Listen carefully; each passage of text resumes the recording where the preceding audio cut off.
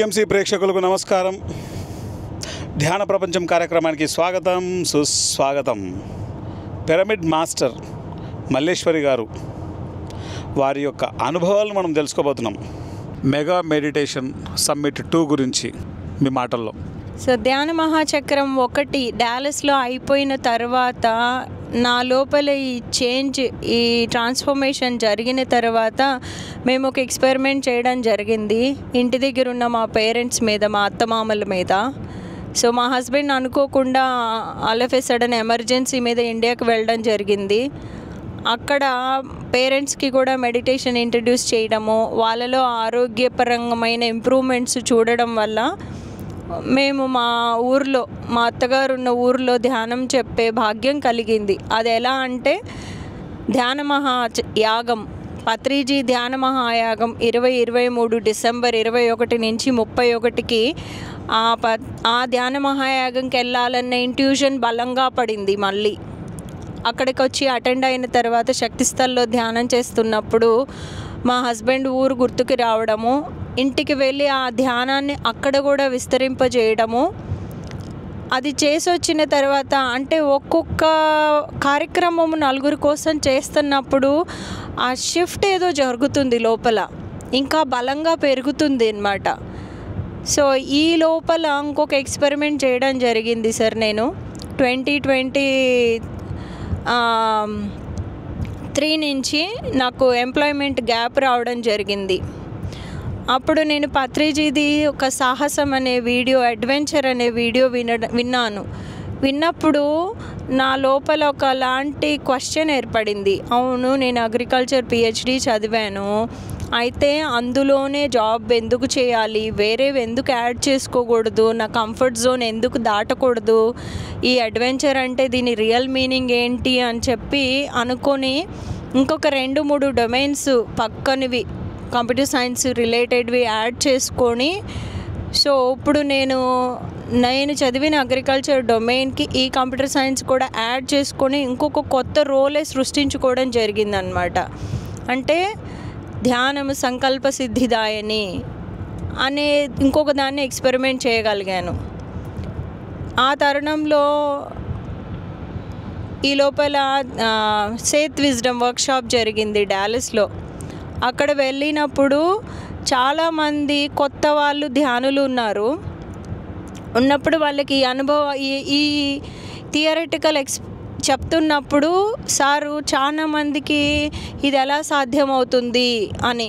అప్పుడు ధ్యానంలో కూర్చున్నప్పుడు నాకు లోపల నుంచి మెసేజ్, ఇంట్యూషన్ ఆర్ సంథింగ్ బలంగా ఎవరో ఏదో చెప్తున్నట్లు, షేర్ యువర్ ఎక్స్పీరియన్స్ అని వస్తుంది. ఎందుకంటే నేను ఆ సేత్ విజ్డమ్ వర్క్షాప్కి వెళ్ళే ముందరనే నేను ఆ జాబ్ ఆఫర్ యాక్సెప్ట్ చేసి వెళ్ళడం జరిగింది. సో అక్కడ నా అనుభవం షేర్ చేయడానికే నేను ఆ ప్రోగ్రామ్కి వెళ్ళాను అని అనిపించడం జరిగింది. దెన్ ఫాలోడ్ బై రీసెంట్గా జరిగిన మెగా మెడిటేషన్ సమ్మిట్ 2 ర్యాలీలో. సో దానికి కూడా మేము 25 గంటలు ఏక సింగిల్ డ్రైవ్లో వెళ్ళడము. అంటే వేరే స్టేట్స్లో నుంచి వెళ్తున్నప్పుడు ఒక్కొక్క ఫీల్ వస్తుందన్నమాట. ఆ ఎనర్జీస్ నేచర్తో కనెక్ట్ అవుతూ వెళ్తుంటే ఎంత కోఆపరేషన్గా అనిపించిందో నేచర్ కూడా.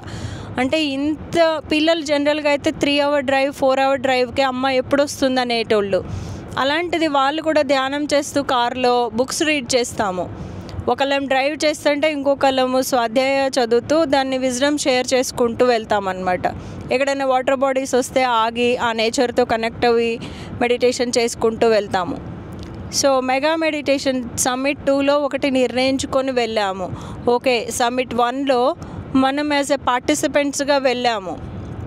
మెగా మెడిటేషన్ సమ్మిట్ 2లో మన బాధ్యత ఏమి అంటే ఇతోధికంగా వాలంటీరింగ్ చేయాలి. కొత్త వాళ్ళకి ఆ మెడిటేషన్ ఎక్స్పీరియన్స్ని మనం అందించగలగాలి.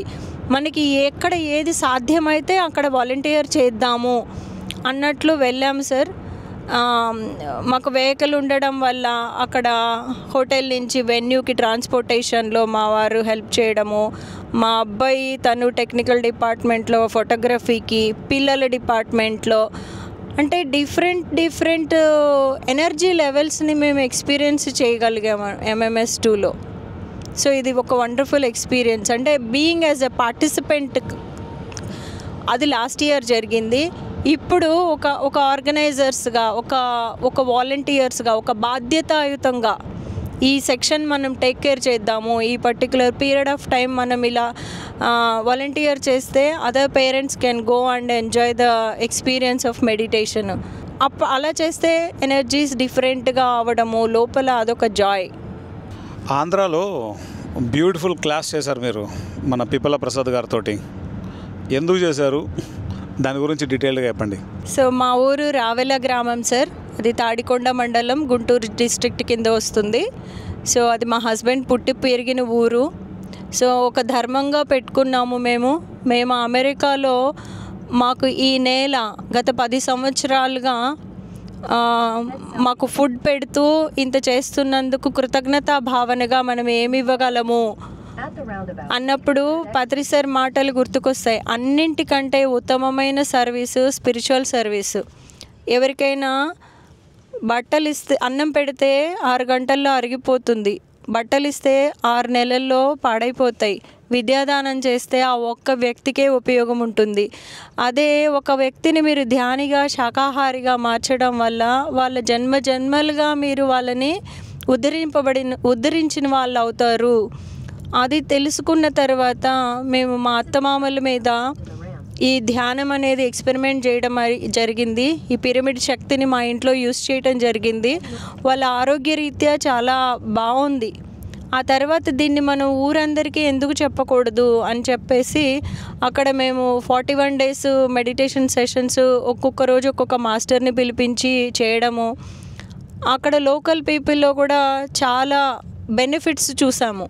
హెల్త్ బెనిఫిట్స్ అవ్వచ్చు, మానసిక బెనిఫిట్స్, ఆర్ నిద్ర లేని వాళ్ళకి నిద్ర పట్టడము, ఇలా మంచి బెనిఫిట్స్ చూసిన తర్వాత దీన్ని మనం శాశ్వతంగా చేయాలి అంటే ఏం చేద్దాము అని ఒక pyramid meditation centre, Brindavan pyramid meditation centre అనేది మా ఇంట్లోనే ఓపెన్ చేయడం జరిగింది సార్. ఆ రోజు నుంచి ఈ రోజు వరకు కూడా నిరంతరంగా అందరూ ధ్యానం చేసుకుంటూ ఉన్నారు. అలా మా హస్బెండ్ పుట్టి పెరిగిన ఊరిలో ధ్యానం స్టార్ట్ చేయడం జరిగింది. మేము ఉంటున్న ఈ అయోవా స్టేట్ డెమోయిన్ సిటీలో కూడా ధ్యానం చెప్తున్నాము. అలాగే నేను పుట్టి పెరిగిన ఊరిలో కూడా మా అక్క ధ్యానం ఇంట్రడ్యూస్ చేసి కొంతమందికి ధ్యానం నేర్పిస్తుంది. ఇలా మేము పుట్టి పెరిగి ఉంటున్న ఊర్లలో కూడా మాతో పాటు నలుగురు ధ్యానులుగా మారి, శాకాహారులుగా మారి ఆనందంగా జీవించాలన్న ఆ ఒక థాట్తోని ఇలా ధ్యానం అందరికీ చెప్పడం జరుగుతుంది సార్. ఎస్ మేడం, మీ అనుభవాలు చాలా చాలా బాగున్నాయి. చాలామంది అనుభవాలలో చెప్తుంటారు, మాస్టర్స్ ముఖ్యంగా మమ్మల్ని ఇలా కాపాడారు, అలా కాపాడారు, ఈ సమయంలో కాపాడారు, ఈ ప్రమాదంలో కాపాడారు, ఇలా ఎంతోమంది చెప్తూ ఉంటారు. మాస్టర్స్ మిమ్మల్ని మాకు ఈ టఫ్ సిచ్యువేషన్లో మమ్మల్ని ఇలా కాపాడారు అన్నటువంటి సందర్భాలు ఏమైనా మీ లైఫ్లో ఉన్నాయా? ఉంటే చెప్పండి. So wonderful question Anand sir. ఇలాంటివి మా లైఫ్లో కపుల్ ఆఫ్ ఎక్స్పీరియన్సెస్ జరిగాయి. సో ఇందాక నేను ఒక అనుభవం చెప్పాను, యాస్ట్రల్ సర్జరీ అనేది.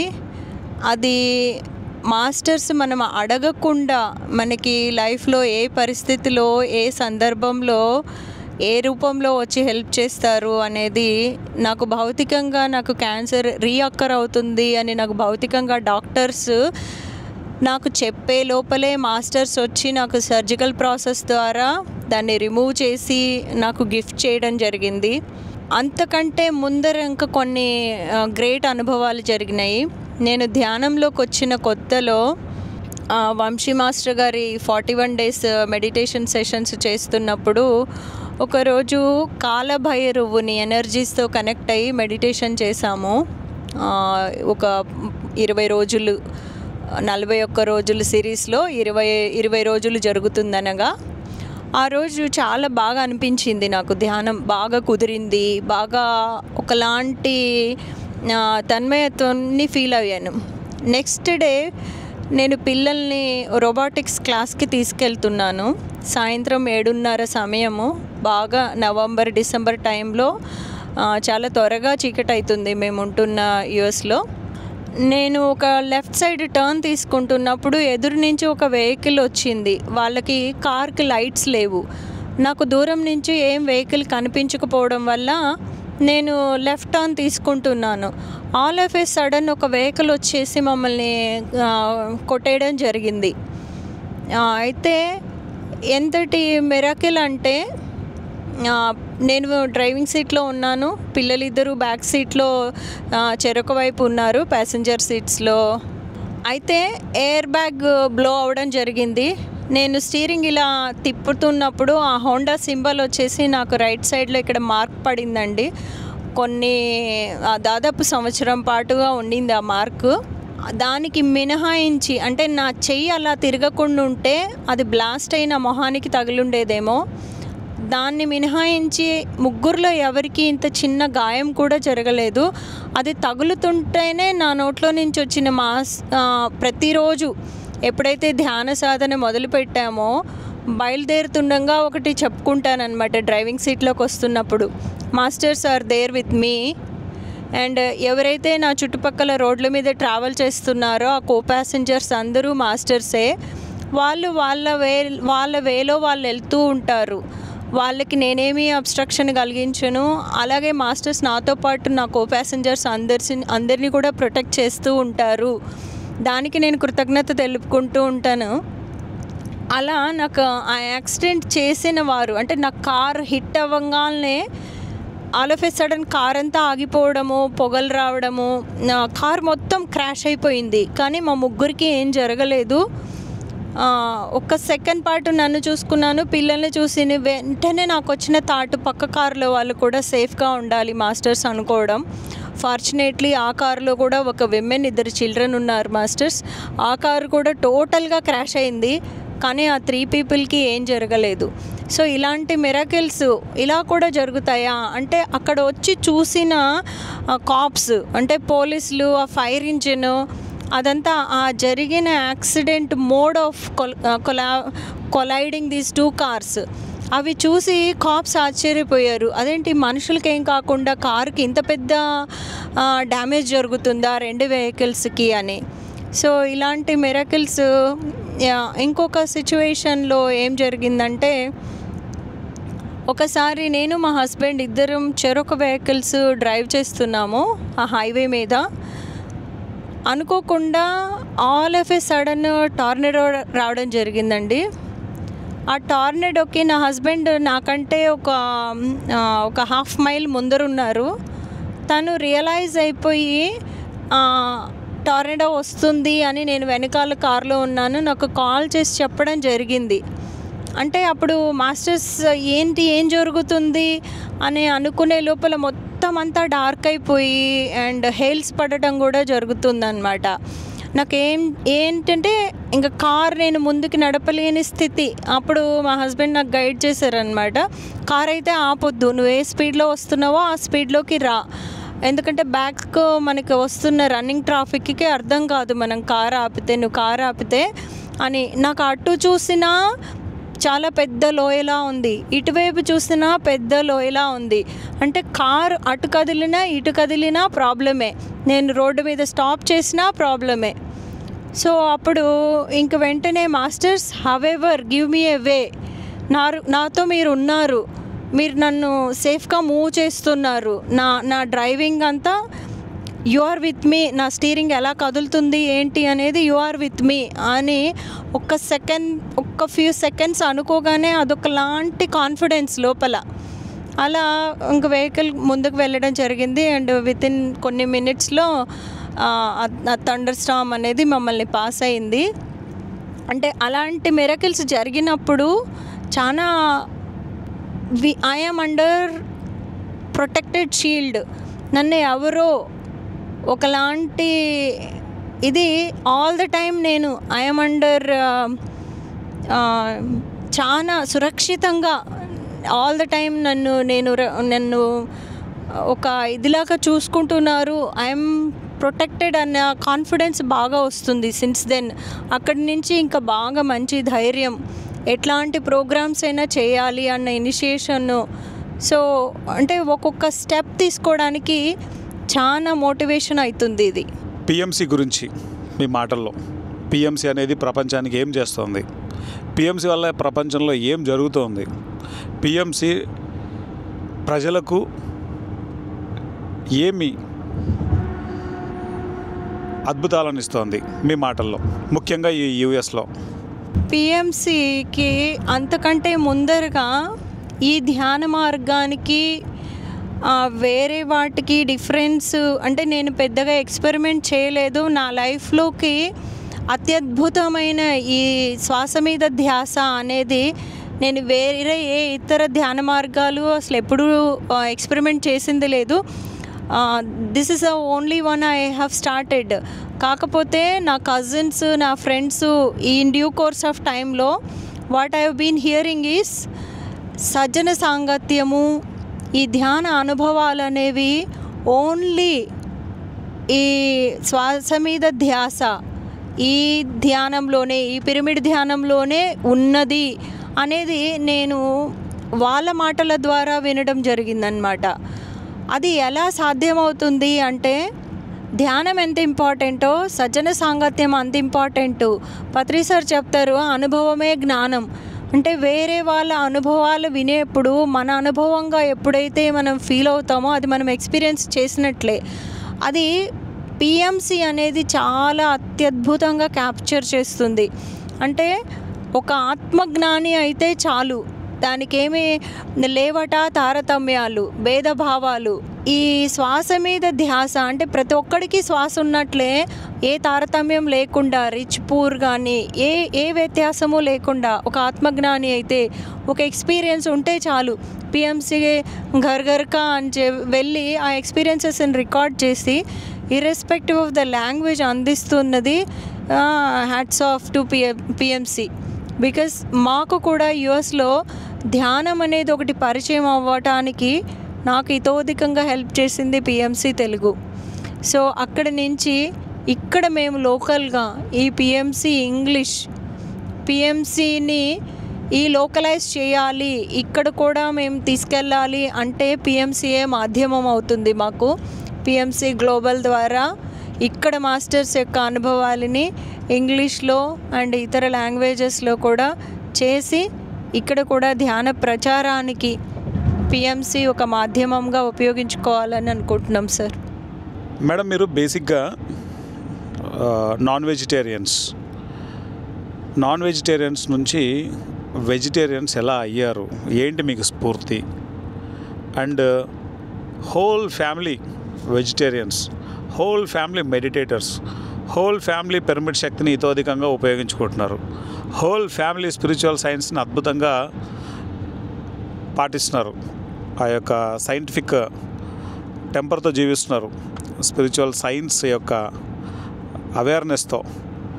సో డీటెయిల్డ్గా దీని గురించి మీ మాటల్లో, ఎందుకంటే ఈ భూమి మీద మీ ఫ్యామిలీ ఎలాగైతే జీవిస్తోందో ప్రతి ఫ్యామిలీ కూడా అలానే జీవించాలి. అలా జీవించాలంటే ఫస్ట్ వాళ్ళకి తెలియాలి కదా. సో ప్లీజ్ మీ మాటల్లో. సార్, మేము పల్నాడులో పుట్టి పెరగడం జరిగింది. అండ్ మా నాన్నగారు మా ఏరియాలో కొంచెం పెద్ద రైతు. మా ఇంట్లో పండగ అంటే ఎవరైనా వస్తే కోడిని కోయడము, నాన్ వెజ్ పెట్టడం అన్నమాట. సో చిన్నప్పటి నుంచి అంటే 10th క్లాస్ వరకు నేను తినేదాన్ని కాదు, ఇంట్లో అందరూ తినేవాళ్ళు. బట్ అక్కడి నుంచి నాకు కూడా అలవాటయ్యి ఎస్పెషల్లీ యుఎస్కి వచ్చిన తర్వాత అయితే ఇంకా అదొక బాగా వారానికి 3 రోజులు 4 సార్లు తినడం కూడా అలవాటైంది. మంచి గెట్ టుగెదర్స్కి, పార్టీస్కి అట్లా. అంటే ఇంకా నాన్ వెజ్ లేనిదే ఏదైనా గెట్ టుగెదర్ అవుతుంటే ఇంకొక వేరే డిష్ నేను చేయలేనేమో. బికాస్ ఫ్రెండ్స్ అందరికీ నేను చేసే ఫుడ్లో ఇష్టమైంది ఏమంటే నాన్ వెజ్.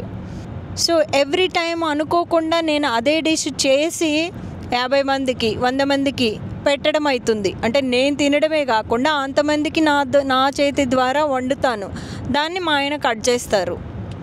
సో ఇలాంటి సిచ్యువేషన్లలో 2021 నుంచి ధ్యానం పరిచయం అయిన తర్వాత ఫస్ట్ వింటున్నది ఏమంటే శాకాహారిగా, అంటే నీకు ఒక జీవికి ప్రాణం పోసే ఇది లేనప్పుడు ఒక జీవిని హింసించి ప్రాణం తీసే హక్కు కూడా నీకు లేదు అంటున్నారు. అంటే ధ్యాన సాధనకి ఎంత ఇంపార్టెంటో శాకాహారం అంత ఇంపార్టెంట్ అంటున్నారు. సరే శాకాహారిగా మారుదాం అనిపిస్తుంది, కానీ ఆ టంగ్ ఊరుకోవట్లేదు, తినాలనిపిస్తూ ఉంటుంది అన్నమాట. మెల్లగా ధ్యానం చేస్తూ ఉన్నాను, కానీ నాన్ వెజ్ను వదలలేదు. అలా కొన్ని మంత్స్ ధ్యానం చేసే కొద్దీ నా బాడీ రిజెక్ట్ చేయడం స్టార్ట్ అయింది. అంటే అది సహించదన్నమాట. పొరపాటున ఒక పీస్ తిన్నా కానీ అనవసరంగా తిన్నాను అనే భావన వచ్చేది. తర్వాత లేటర్ ఆన్ ఇంకా అసలు తినాలనిపించేది కాదు. ఇమీడియట్గా నాతో పాటు మా అబ్బాయికి కూడా, అప్పటికి వాడికి 8 సంవత్సరాలు, వాడు కూడా అంతకుముందు నాన్ వెజ్ బాగా పెట్టేదాన్ని వాడికి. వాడు కూడా నాకు వద్దు, ఫస్ట్ వాడి దగ్గర నుంచే స్టార్ట్ అయింది. నాన్ వెజ్ ఇంట్లో తెస్తే వాడు నాకు వద్దు అనేవాడు అనమాట. సో వాడి కోసం వెజ్ ఏదో కర్రీ చేస్తాను కదా, అది నేను కూడా పెట్టుకునేదాన్ని. బట్ స్టిల్ మా ఆయన కోసం ఒక ముక్క తినేదాన్ని. కానీ మెల్లమెల్లగా ఎప్పుడైతే మేమిద్దరం స్టాప్ చేసామో, మెల్లగా మా పాప, తర్వాత మా ఆయన, ఆ తర్వాత మా మరిది, మా తోడుకోడలు, లేటర్ ఆన్ మా అత్తమామలు, ఇప్పుడు కరెంట్ అయితే నా సైడ్ ఫ్యామిలీ కూడా ఈ ధ్యానం ఎప్పుడైతే చేయడం స్టార్ట్ చేశారో, ఇంకా వాళ్ళకి కూడా, మా అక్క అయితే నేను 2 years చెప్పాను యూఎస్లో, అక్క నాన్ వెజ్ తినకు అంటే, సర్లే నీకోసం ధ్యానం అంటే ఏదో కాసేపు కళ్ళు మూసుకొని చేస్తాను, కానీ నువ్వు నాన్ వెజ్ మానేయమంటే నేను ధ్యానం కూడా చేయను అనేది. ఇంట్లో అందరికీ తనే వండి పెట్టాలన్నమాట. సో మేము ఎప్పుడైతే 2023లో రావెలకు మా అత్తగారు ఊరిలో ధ్యానం చెప్దామని క్లాసులు పెట్టినప్పుడు శాకాహార ర్యాలీ కూడా పెట్టాం సార్. ఆ శాకాహార ర్యాలీలో తను 4 అడుగులు వేయగానే తనకు ఒకలాంటి మెసేజ్ అనిపించడం, ఆ క్షణం నుంచి ఇప్పుడు దాదాపు మోర్ దెన్ 1 year అవుతుంది. తను కూడా వెజిటేరియన్ అయింది. ఇంట్లో అందరికీ, బికాస్ తనే వండాలి కాబట్టి ఇప్పుడు మెల్లగా తన పిల్లలు, తర్వాత అందరూ కూడా శాకాహారులుగా నా ఫ్యామిలీ సైడ్ నుంచి కూడా మారటం జరుగుతుంది. సో నా హస్బెండ్ సైడ్ నుంచి అయితే మొత్తం all 10 people are vegetarians, so పిల్లలతో సహా. సో చాలా అత్యద్భుతంగా ఉంది. అంటే వెజిటేరియన్ అయిన తర్వాత ఏం డిఫరెన్స్ గమనించాను అంటే, నా ధ్యాన సాధన బాగా కుదురుతుంది అండ్ చాలా మానసిక ప్రశాంతత ఉంటుందన్నమాట. అంటే కాసేపు ధ్యానం చేస్తే సరిపోతుంది, ఆ ఎనర్జీ చేంజ్. అంటే నేను వర్క్ చేసుకుంటా కూడా ఇన్ బిట్వీన్ ఒక పవర్ న్యాప్ వేస్తాం కదా ఎప్పుడన్నా మనం బాగా టైర్డ్ అయినప్పుడు, అలా ఒక 5 నిమిషాలు నేను ధ్యానం చేసుకొని మీటింగ్స్కి అటెండ్ అవుతూ ఉంటాను. లేదు పిల్లల్ని స్కూల్ దగ్గర పికప్ చేసుకోవడానికి ఒక 5-10 నిమిషాలు టైం దొరికితే, ఇంతకుముందు ఫోన్ తీసుకొని వీళ్ళకి ఫోన్లు చేసి ఊసిపోయే కబుర్లు చెప్పుకోవడమో, లేకపోతే ఏదో ఒకటి వాట్సాప్ స్క్రోల్ చేయడమో చేసి ఉండేవాళ్ళం. ఇప్పుడు ఈ ధ్యానం పరిచయం అయిన తర్వాత 10 నిమిషాలు టైం దొరికితే చాలు, పిల్లల కోసం లైన్లో వెయిట్ చేసేప్పుడు డ్రైవర్ సీట్లో కూర్చొని కార్ ఆఫ్ చేసుకొని ఒక 10 నిమిషాలు ధ్యానం చేసుకోవడం, ఇలా చిన్న చేంజెస్ చాలా అద్భుతంగా ఉంది మా లైఫ్. సో ఈ స్పిరిచువల్ సైన్స్ తెలియక మునుపు, తెలిసిన తర్వాత మీ లైఫ్ గురించి? So it's 360 turn sir. So నేనేనా ఈ 3 yearsలో ఇంత మార్పు చేసుకున్నాను. వెరీ ఫస్ట్ చేంజ్ వచ్చేసరికి నా number of phone calls, the amount of time I was spending on the phone calls, అంటే చిట్ చాట్కి కానీ లేకపోతే కుటుంబ విషయాలు కానీ, సో మచ్ ఆఫ్ ది ప్రాపంచికంగా మాట్లాడుకొని, 2 వ్యక్తులు ఉంటే 3వ వ్యక్తి గురించి మాట్లాడుకొని, ఎవ్రీథింగ్ ఈజ్ గాన్. అది నాకు తెలియకుండానే ఇంత ట్రాన్స్ఫర్మేషన్, ఇంత చేంజ్ జరిగింది. అంటే ఎరుక పెరిగింది. ఇప్పుడు నేను చేస్తున్న పని ఇది నిజంగా అవసరమా, అది చేయకపోతే ఏంటి, ఏమైనా నష్టమా? ఇప్పుడు ఇంట్లో ఏదైనా ఫోన్ కాల్స్ మాట్లాడుతున్నా టు ది పాయింట్ మాట్లాడటం ఏంటి, ప్రస్తుతానికి ఏం కావాలి అంటే, ఇప్పుడు సపోజ్ ఒక మా అక్కకే ఉంది, నాకు 5-6 వారాలుగా కాల్ చేయలేదు అంటే, నీకు నేను గుర్తు రాలేదా, నువ్వు ఎందుకు చేయలేదనే కొట్లాట కన్నా ఇప్పుడు కాల్ చేశాను కదా, ఇప్పుడు ప్రజెంట్ టాపిక్ ఏంటి అంటే, ప్రస్తుతంలో జీవించడం ఎలా అనేది తెలుసుకోవడము, ఆ తర్వాత ఎరుకతో వంట చేయటము. సో ఆ తింటున్న పీపుల్, కిడ్స్ కానీ ఫ్యామిలీ మెంబర్స్ ఎవరైతే ఈ ఫుడ్ తింటున్నారో వాళ్ళకి అది every cell of their body is absorbing it, అంటే మంచి ఎనర్జీ తీసుకుంటున్నారు, ఈ చేస్తున్న ఫుడ్ బాగుంటుంది వాళ్ళకి అన్న ఆ తత్వంతో వంట చేయడము. సో ఎవ్రీథింగ్ ఈజ్ లైక్ ఎరుక మారింది. టైంని ఎలా సద్వినియోగపరచుకోవాలో మారింది. ప్రతిరోజు ఎవరికైనా ధ్యానం చెప్పాలి. ధ్యానం చెప్పకపోతే ఆ డే ఫ్రూట్ఫుల్గా ఉండదు. ధ్యానం చేయకుండా నిద్రపోను, భోజనం చేయను అంటే నియమంలాగా అనమాట. ఒక ధ్యానము చేయాలి, వేరే వాళ్ళకి ధ్యానం గురించి చెప్పాలి. ఇలాంటి మార్పులు జరుగుతుంది. పిల్లలతో ఇంటరాక్షన్ చాలా అద్భుతంగా ఉంటుంది. అంటే యాక్సెప్టెన్స్ పెరిగింది. ఇంతకుముందు నేను పేరెంటింగ్ స్టైల్కి, ఇప్పుడు నేను పిల్లలతో ఇంటరాక్ట్ అయ్యేది పేరెంటింగ్, స్పిరిచువల్ పేరెంటింగ్ అంటారు.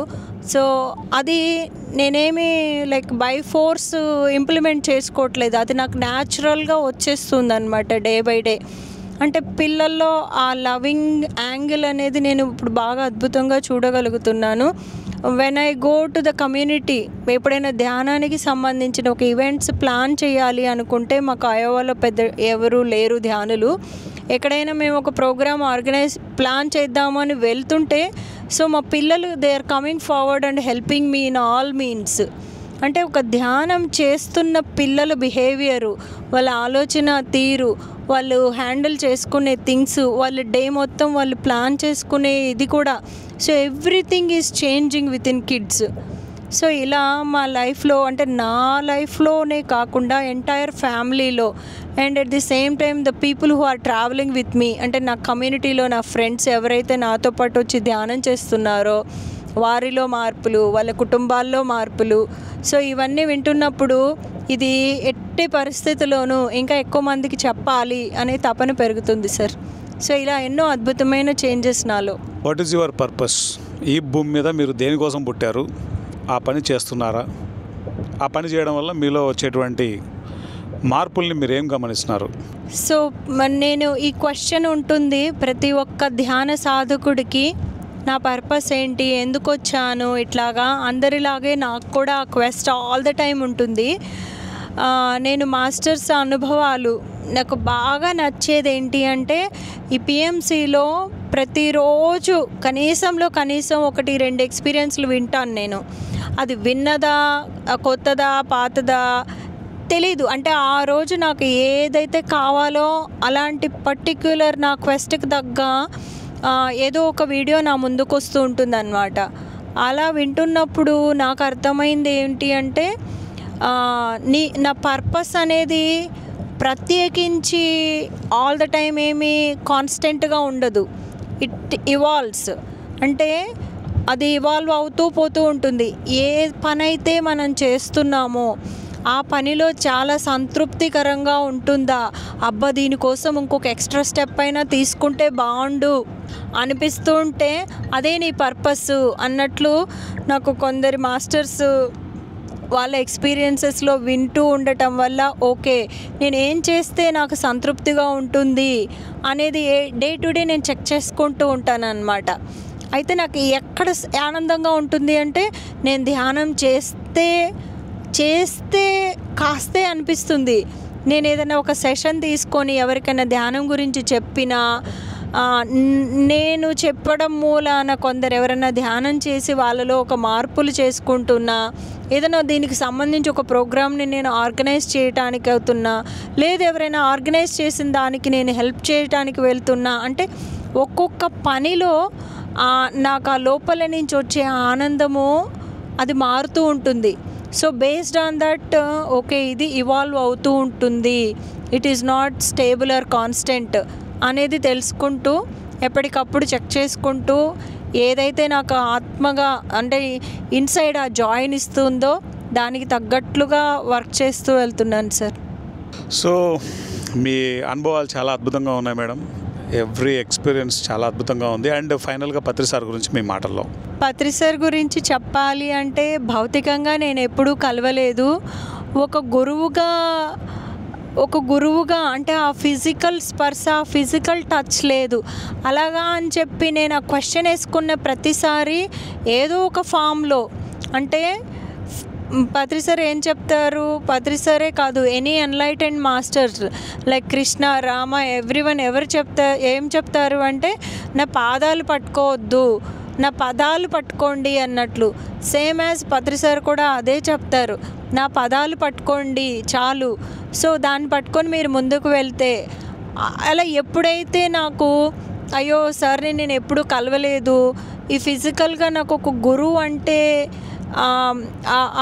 అది ఫీల్ అవ్వలేదు అని ఎప్పుడైనా నా మనసు కనిపించగానే తెలియకుండా ఏదో ఒక ఫామ్లో, ఒక వాట్సాప్ మెసేజ్ రూపంలో కానివ్వండి, ఒక పిఎంసి పత్రి సార్ మెసేజెస్లో కానివ్వండి, ఎక్కడో అక్కడ దానికి తగ్గట్లుగా నాకు ఒక ఆన్సర్ వస్తుంటుంది అనమాట. అంటే though physically I didn't meet him, somewhere in this path. So నేను సైతం ఇందులో నా సోల్ ప్లాన్లో కనెక్ట్ అయ్యి వచ్చున్నాను అనేదైతే నాకు అదొక స్ట్రాంగ్ భావన ఉంది sir. Thank you madam, thank you very much. అడగగానే మీ అమూల్యమైనటువంటి సమయాన్ని, మీ యొక్క అద్భుతమైనటువంటి అనుభవాలను ఎంతో అద్భుతంగా పిఎంసి ఛానల్కి ఇచ్చారు. Thank you very much. Thank you sir for this wonderful opportunity. And PMC ప్రేక్షకులందరికీ, అంటే ఆల్రెడీ పిఎంసి చూసే వాళ్ళకి ధ్యానం గురించి తెలుసు. మీకు తెలిసిన ప్రతి ఒక్కరికి, మీకు నా పిఎంసి తెలుగు గురించి అన్నీ, ఎవరికి ఏదైతే పిఎంసి ఇంగ్లీష్ కానీ పిఎంసి అదర్ లాంగ్వేజెస్ మీకు ఫ్రెండ్స్కి, మీ ఫ్యామిలీ మెంబర్స్కి అందరికీ చెప్పి ఈ ధ్యానాన్ని ఆ విధంగా వాళ్ళ అనుభవపూర్వకంగా చెప్తున్నవి విని మీ లైఫ్లో కూడా ఇంప్లిమెంట్ చేసుకొని ఈ అద్భుతమైన ఆనందకరమైన జీవితాన్ని మీరు కూడా ఎంజాయ్ చేయాలనేది నా sincere request. Thank you so much for this opportunity sir. Anand గారు.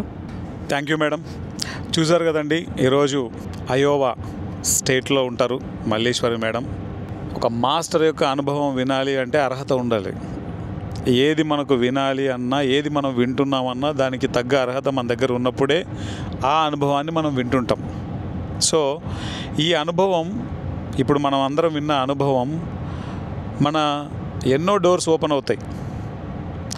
మాస్టర్స్ ఎలా మనల్ని ఎప్పుడు రక్షిస్తుంటారు, కాపాడుతుంటారు, ఎలా సేవ్ చేస్తుంటారు మనల్ని, ఏ విధంగా మన యొక్క ధ్యానం, ఆ ధ్యానం ద్వారా వచ్చినటువంటి అవేర్నెస్ మన జీవితంలో ఎన్ని మార్పులను తీసుకొస్తుంది, వెజిటేరియన్గా మారడం వలన ఎన్ని ఉపయోగాలు ఉన్నాయి, పిరమిడ్ శక్తిని ఎలా వీళ్ళు ఉపయోగించుకుంటున్నారు, ఒకటా రెండా, మేడం చేసే సాహసాలు ఏంటి, ముఖ్యంగా పత్రిజీ సాహసం గురించి ఎంతో అద్భుతంగా చెప్పారు.